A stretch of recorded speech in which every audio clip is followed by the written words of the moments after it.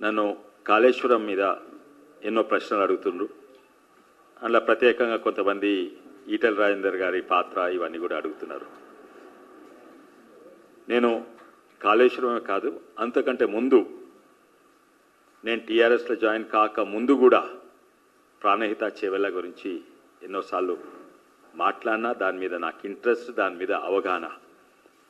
నేను అప్పుడు శ్రీశైలంలో గేట్లు బంద్ చేయకుంటే పొంగి జెట్రోల్, మహబూబ్ నగర్, కర్నూలు ఇవన్నీ కూడా మునిగిపోయినాయి. అప్పుడు నేను ఫ్లడ్ రిలీఫ్ కొరకు ఎంతో చేసినాను. మా టీం మొత్తం పోయింది, వంటలు, నీళ్లు, బట్టలు ఇవన్నీ అందించడము. అప్పుడు కాంగ్రెస్ ప్రభుత్వము పోతిరెడ్డిపాడుకు నీళ్ళు అందాలని ఆ గేట్లు తీయకుండా అటు పోతందుకు ప్రయత్నం చేసిండ్రు. అప్పటి సంది నాకు కాళేశ్వరము, ప్రాణహిత చేవెళ్ళ ఇవన్నీ కూడా తెలుసు. అప్పుడు కూడా తెలంగాణ ఉద్యమం అప్పుడు మేము ఎన్నో చెప్పినాము.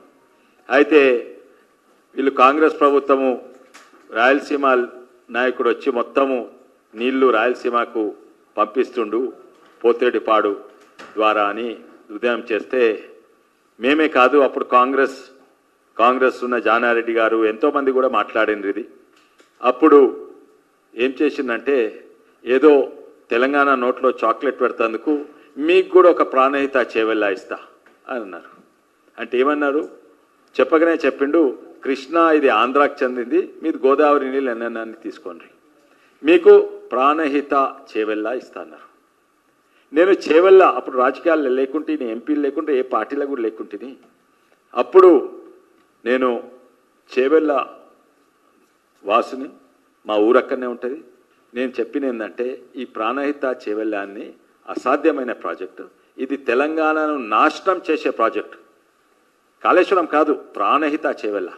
ఎందుకంటే అప్పుడు 40,000 కోట్లతోటి అప్పుల పాలవుతుంది. మేము ఇంకో నీళ్ళ సుక్క అడగరాదు. ఎందుకంటే మా నోట్లో ఒక ప్రాణహిత చేవెళ్ళ అని ఒక చాక్లెట్ పెట్టేసిండు, నా నోరు మూసుకోవాల్సి వస్తుంది, మళ్ళీ ఇంకో ప్రాజెక్ట్ అడగరాదు, అండ్ ఇది అసాధ్యమైన ప్రాజెక్ట్ అని చెప్పిన. అది నిజంగానే అప్పుడు ఆ రోజులో చేసిన కాంగ్రెస్ ప్రభుత్వం అది చేవెళ్ళ వరకు నీళ్ళు తీసుకురావాలంటే నేను అప్పుడు లెక్కలు కూడా చూపెట్టిన. 2 లక్షల నుంచి 5 లక్షల రూపాయలు ఎకరానికి పర్ క్రాప్కు అంత అవుతుండే. నేనేమో తప్పు చేసినా అని ఎన్నో విధానంగా లెక్క చేసేస్తే ఎటు చూసినా కూడా 2-2.5 లక్షల కంటే ఎక్కువ కరెంట్ బిల్ మెయింటెనెన్స్ ఉండే. ఇదేది కాళేశ్వరం కాదు, ప్రాణహిత చేవెళ్ళ, అంబేద్కర్ ప్రాణహిత చేవెళ్ళ ప్రాజెక్ట్. అయితే నేను వ్యతిరేకించిన అప్పుడు ఇంజనీర్స్ అందరూ కొంతమంది ఇప్పుడు లేని వాళ్ళ గురించి మాట్లాడవద్దు కానీ, అయితే వాళ్ళు వికారాబాద్కి వచ్చేస్తే నేను చెప్పినాను ఏంటంటే, ఇది అసాధ్యమైంది, మాకు అంటగట్టగండ్రి, పేరుకు మా ప్రాజెక్ట్ కానీ చేవెళ్ళ పేరు పెట్టని, చేవెళ్ళకు ఒక్క సుక్క నీళ్లు కూడా రాదు. చేవెళ్ళకి నీళ్ళు ఒకవేళ వచ్చినా కూడా దాన్ని 4 లక్షల ఎకరానికి ఖర్చు అవుతుంది. దానివల్ల 40,000 రూపాయల ఎకరానికి చేవెళ్ళ రైతుల జేబులో పెట్టండి అని ఎన్నోసార్లు చెప్తే, ఆ ఇంజనీర్లు కొంతమంది ఇంకా వాళ్ళ గురించి చెడు మాట్లాడారు. మీకేమన్నా తెలుసా? మీరు పేదల గురించి ఏమన్నా తెలుసా? మీకు పేదలకు దాహం అంటే ఏందో తెలుసా? మేమేమో నీళ్ళు ఇస్తుంటే నువ్వేవాడు ఆపుతందుకు అని అన్నారు. మీరు నిజంగానే నీళ్ళు ఇస్తుంటే నేను అప్పుడు పాపం, కానీ మీరు నీళ్ళు ఇస్తలేరు, మాయ మాట చెప్తున్నారు. ఇవన్నీ కూడా అది ఉద్యమం అప్పుడు. దాని తర్వాత ఇప్పుడు కేసీఆర్ గారికి కూడా చెప్పినాం. కేసీఆర్ గారికి ఇదంతా కూడా అవగాహన ఉన్నది. దాని తర్వాత టీఆర్ఎస్ పార్టీలు జాయిన్ అయినా. దాని తర్వాత కేసీఆర్ దీన్ని నేను అనుకున్న రద్దు చేస్తాడు అనుకుంటే రద్దు చేయలేదు. పేరు మార్చింది, ఇంత డిజైన్ మార్చిండు.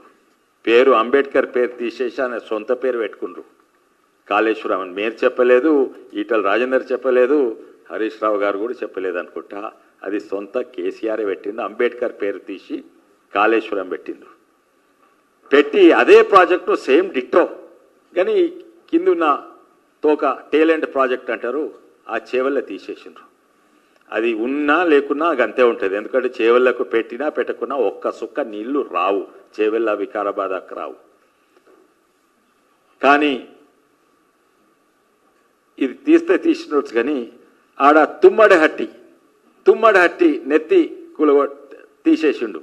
తీసేసి మళ్ళీ నీళ్ళు, ఇది ఎందుకు చాలా మందికి తెలుసు, మీకు తెలుసు, మళ్ళీ నీళ్ళు కింది వారి మేడిగడ్డకు తీసుకొచ్చి మళ్ళీ రివర్స్ పంపింగ్. దాంట్లో మాత్రము కాంగ్రెస్ది ఆ డిజైన్ అంతవరకే కాంగ్రెస్ డిజైన్ బెటర్ ఉండే. కానీ అక్కడ మళ్ళీ నీళ్లు కిందికి రివర్స్ పంపింగ్.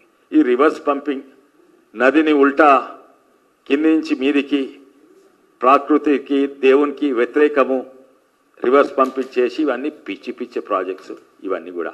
కానీ ఒకటేసారి వారు చెప్పలేదు, ఎవరు కేసీఆర్ గారు మొత్తం డిజైన్ రివీల్ చేయలేదు. ఇది చేద్దాము, మంచిగా ప్రజలకు లాభం అయ్యేటట్టు చేద్దాము అని అన్నాడు. ఆ రోజుల్లో నన్ను దాదాపు 10 మీటింగ్లు కాళేశ్వరం గురించి నన్ను ఎంపీగా, బహుశా నేను ఒక్కనే ఇంజనీర్ ఉంటేనేమో నన్ను పిలుస్తూ ఉండే, ప్రతి మీటింగ్కు నేను పోయినాను. విదేశాల్లో ఉన్నత విద్యను చదువుకోవాలని అనుకుంటున్నారా? అయితే వెంటనే ఫ్లైగ్రాడ్ ఓవర్సీస్ ఎడ్యుకేషన్ కన్సల్టెన్సీని సంప్రదించండి. మీ విదేశీ కలలను సాకారం చేసుకోండి. ఫ్లైగ్రాడ్